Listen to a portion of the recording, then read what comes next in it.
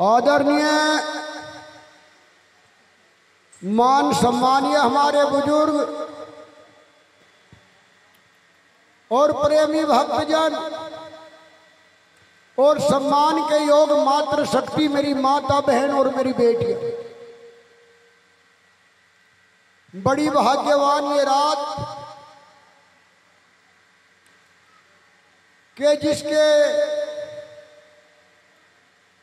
आज बैठ करके एक सत्य कथा का श्रवण करेंगे,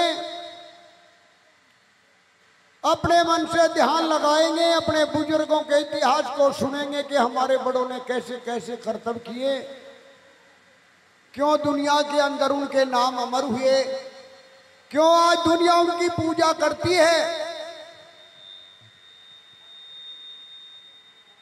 दानियों, ये उस समय पाल तोमर के कोई लड़का नहीं था, दो लड़की थी। बड़ी लड़की अजमेर के राजा सोमेश्वर चौहान को ब्याही जाती है, जिसके यहाँ दो बच्चों का जन्म हुआ। बड़े बेटे का नाम समेचर चैया चौहान और छोटे बेटे का नाम पृथ्वीराज चौहान। और छोटे वाली जो लड़की थी वह कन्नौज के महाराज राजा विजयपाल सिंह राठौड़ को ब्याही थी, जिसके यहाँ राजा जयचंद का जन्म होता है। हर जीव को बुढ़ापा जरूर आना है एक ना एक रोज। जब पैदा होते हैं तो पालने में झुलाया जाता है, जवान अवस्था में आता है तो इंसान प्रधान बन जाता है, लेकिन समय नहीं पता लगता कब हमारे काले बालों से सफेद हो गए। सने सने ही अपने आप ही बदलते रहते हैं, शरीर की काया का स्थूल एकदम से बदलता रहता है। ऐसे ही राजा अनंगपाल तोमर को बुढ़ापा आ जाता है। मन में विचार किया, अब मेरी राज करने की उम्र नहीं रही और दिल्ली की गद्दी का सिंहासन किसको दूंगा। अगर बेटा दे देता भगवान तो अपने बेटे को राजगद्दी देता राजा अनंगपाल तोमर, लेकिन लड़का नहीं था।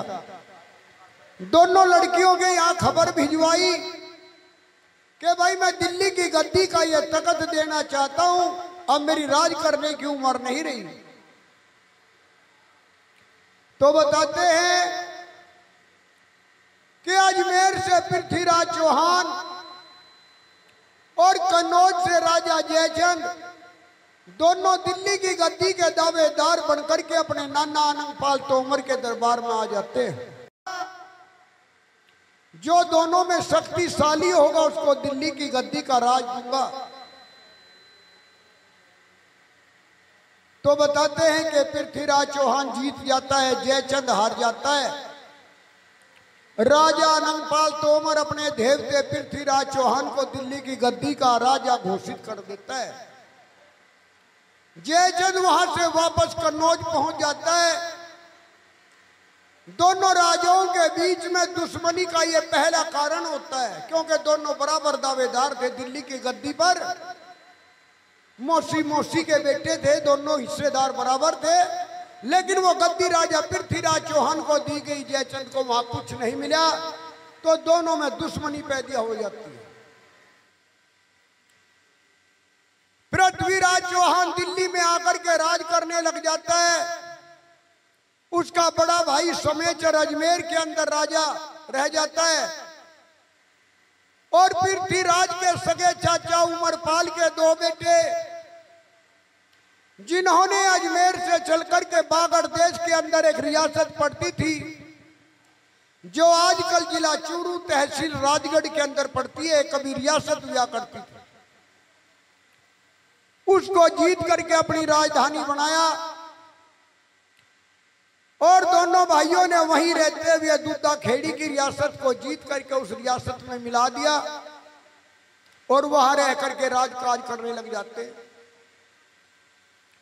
भगवान की माया के जब दोनों बच्चे शादी के योग हुए तो राजा उमरपाल ने अपने दोनों बेटों की शादी सरसा पाटन के राजा कंवरपाल, जिसका गोद था सिरोहा, जिसके यहां 4 लड़की 2 लड़के हुए। बड़ी लड़की का नाम आमल, छोटी लड़की का नाम मामल, उससे छोटी लड़की का नाम बाछल और उससे छोटी लड़की का नाम काचल। आमल जो थी वो कंधार के अंदर, मामल गजनी के अंदर।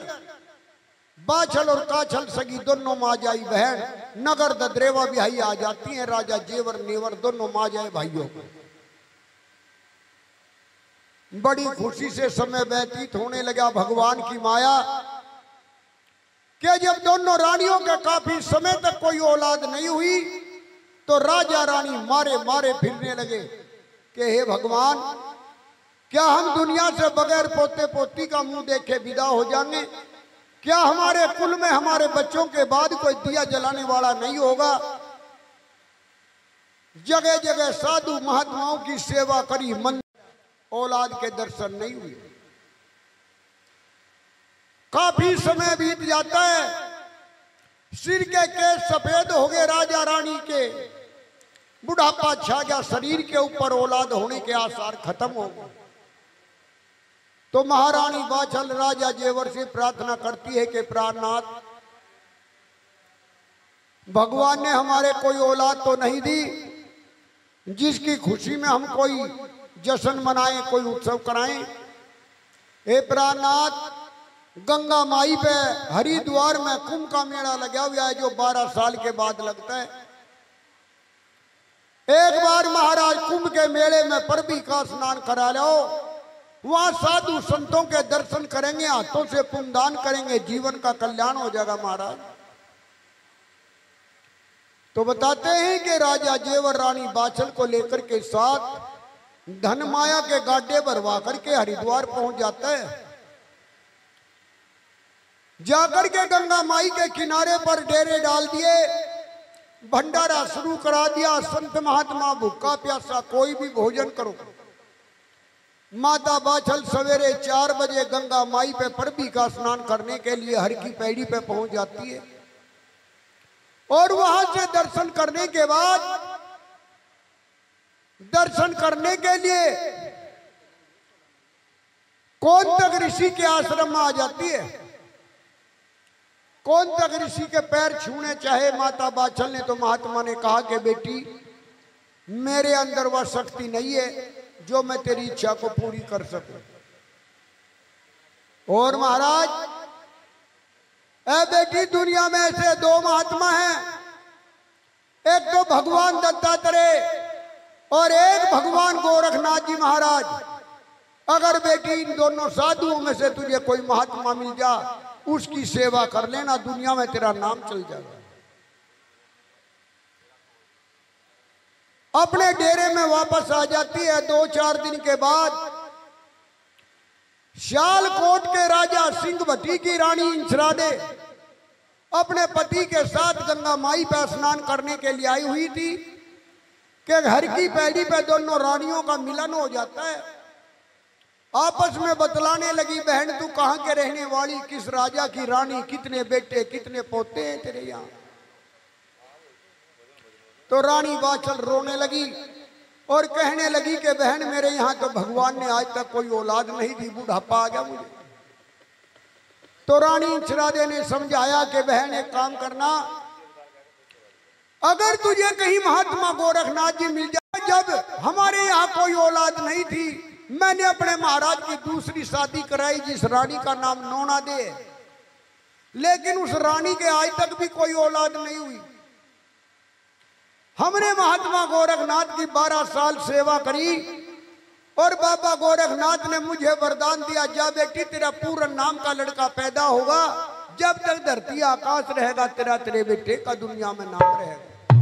ए बहन, अगर कहीं तुझे वो महात्मा गोरखनाथ मिल जा तो तू उसकी सेवा कर लेना, दुनिया में तेरा जरूर नाम चलेगा। अब ये बात सुनकर के माता बाछल को विश्वास हो जाता है कि बाबा गोरखनाथ एक ऐसा महान तपस्वी साधु है जो उजड़े खेड़े बसाने वाला महात्मा है। और माता बाचल बाबा गोरखनाथ जी महाराज को किस प्रकार से याद करती है भाई?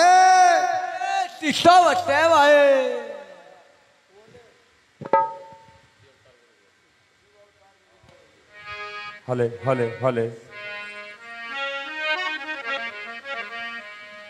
शिव अवतारी गुरु गोरख जी सुनियो अर्जी हमारी, हम गावे कथा तुम्हारी, रखना तुम लाज हमारी। हम गावे कथा तुम्हारी, रखना तुम लाज हमारी। शिव अवतारी गुरु गोरख जी सुनियो अर्जी हमारी, हम गावे कथा तुम्हारी, रखना तुम लाज हमारी। हम गावे कथा तुम्हारी, रखना तुम लाज हमारी।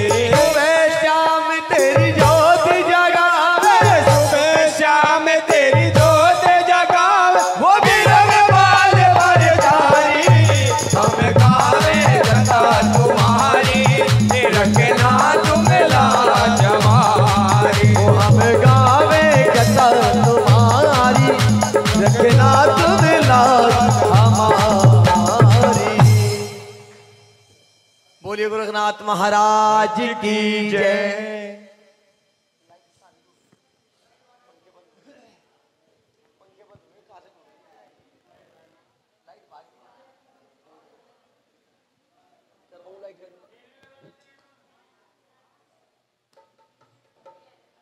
माता बाचल बाबा गोरखनाथ जी को याद करती है।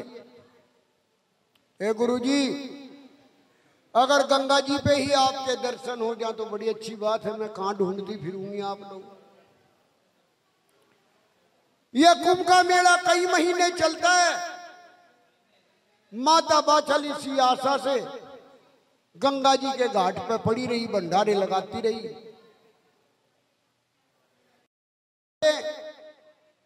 अपने पति महाराज की आज्ञा लेकर के वह छत्राणी उन साधुओं के अखाड़े में पहुंच जाती है और जाकर के बाबा गोरखनाथ जी महाराज को प्रणाम किया, हाथ जोड़ करके विनती करी के गुरुजी,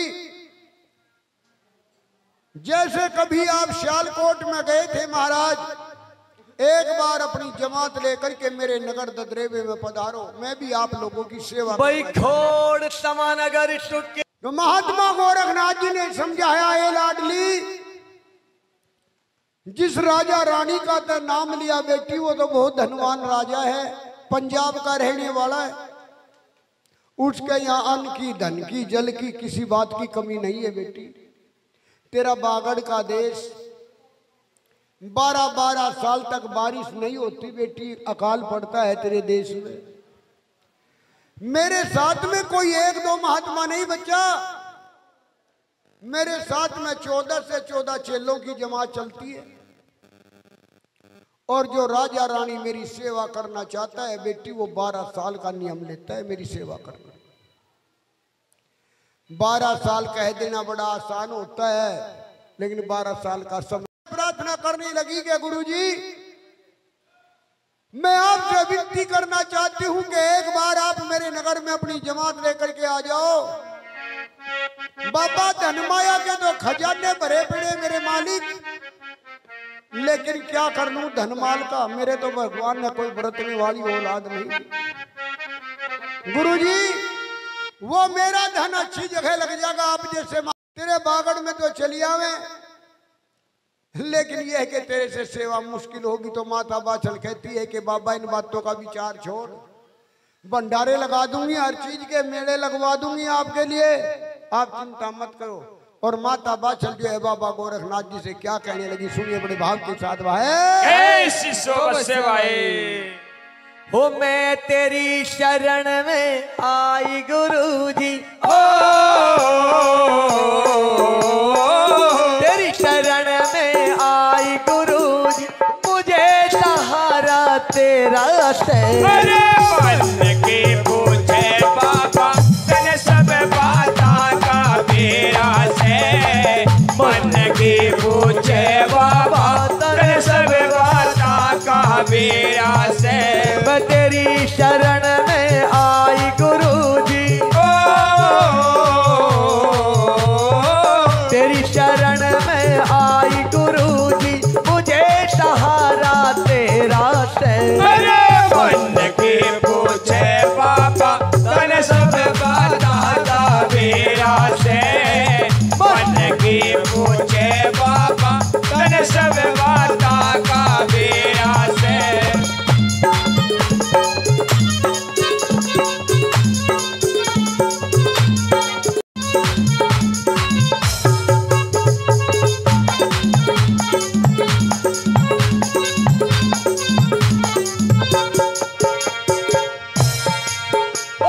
सियालकोट में जाके इछरात के भाग जगाए, गुरु सियालकोट में जाके इछरात के भाग जगाए। हो रानी ने करी तेरी सेवा, तन कर दिया मन के चाहे। रानी ने करी तेरी सेवा, तन कर दिया मन के चाहे। वो तन कर दिया मन के चाहे, पूर्ण मल लाल दे दिया, पूर्ण मल लाल दे दिया, जग में नाम व तेरा से।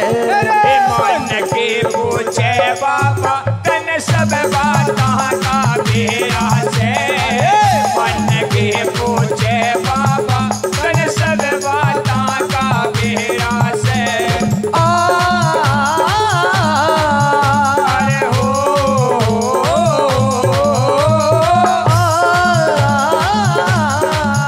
अरे हो जय हो तेरी जय हो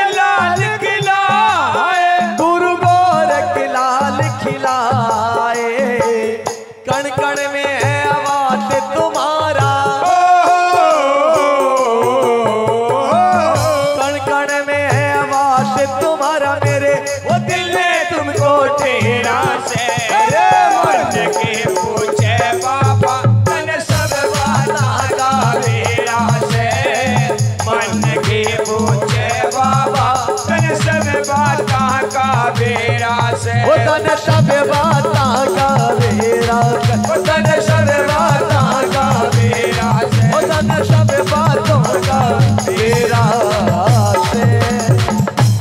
बोलिए सच्चे दरबार की जय।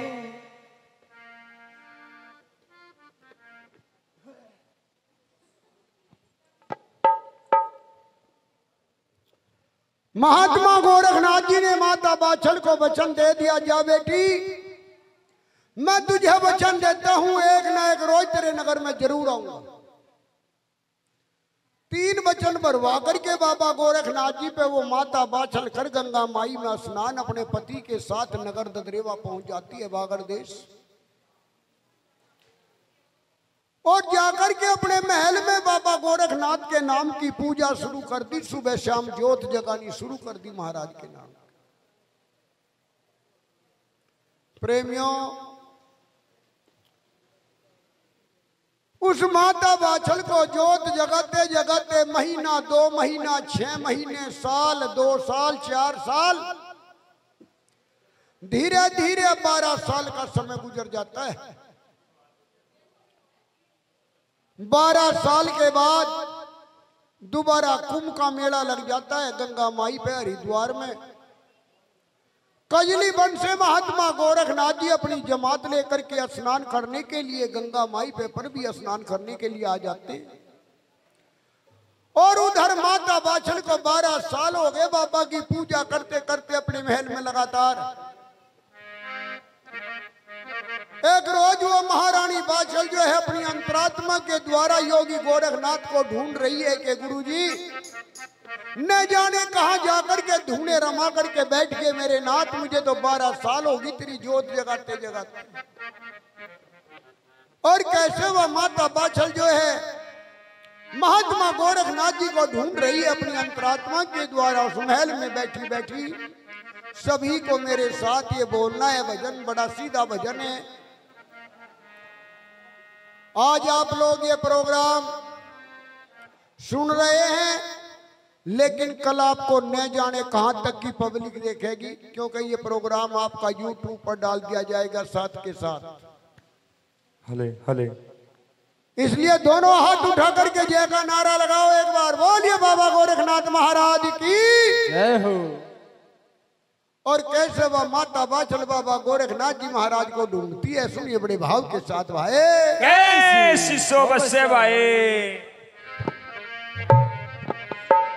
मुझे रात आ गया है तेरे दर पे सर झुकाना, तुझे मिल गया पुजारी, मुझे मिल गया ठिकाना। मुझे इसका गम नहीं बदल जाए जमाना, मेरे गोरख बाबा कहीं तुम बदल ना जाना। ओ बाबा तेरे मिलने का जय हो, गुरुजी तेरे मिलने का ओ सत्संग का बहाना है, बाबा तेरे मिलने का ये सत्संग का बहाना है, ये बाबा तेरे मिलने का। और ये गोरख तेरे मिलने का सत्संग का बहाना है। ओ गोरख तेरे मिलने का ये सत्संग का बहाना है। और जब से तेरी लगन लगे, जय हो जय हो, जब से तेरी लगन लगे, मन होया दीवाना है, ये बाबा तेरे मिलने का ये सत्संग का बहाना है, ये बाबा तेरे मिलने का।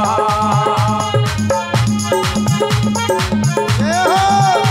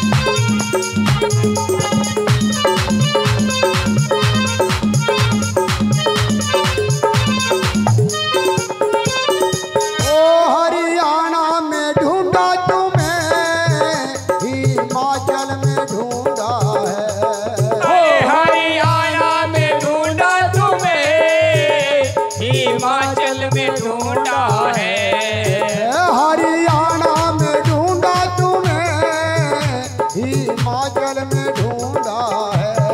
ओ हरियाणा में ढूंढा तुम्हें, हिमाचल में ढूंढा है। अरे ऊंचे नीचे पहाड़ों में, हो जय हो ऊंचे नीचे पहाड़ों में तेरे बाबा का ठिकाना है, ये बाबा तेरे मिलने का, ये सत्संग का बहाना है, ये बाबा तेरे मिलने का।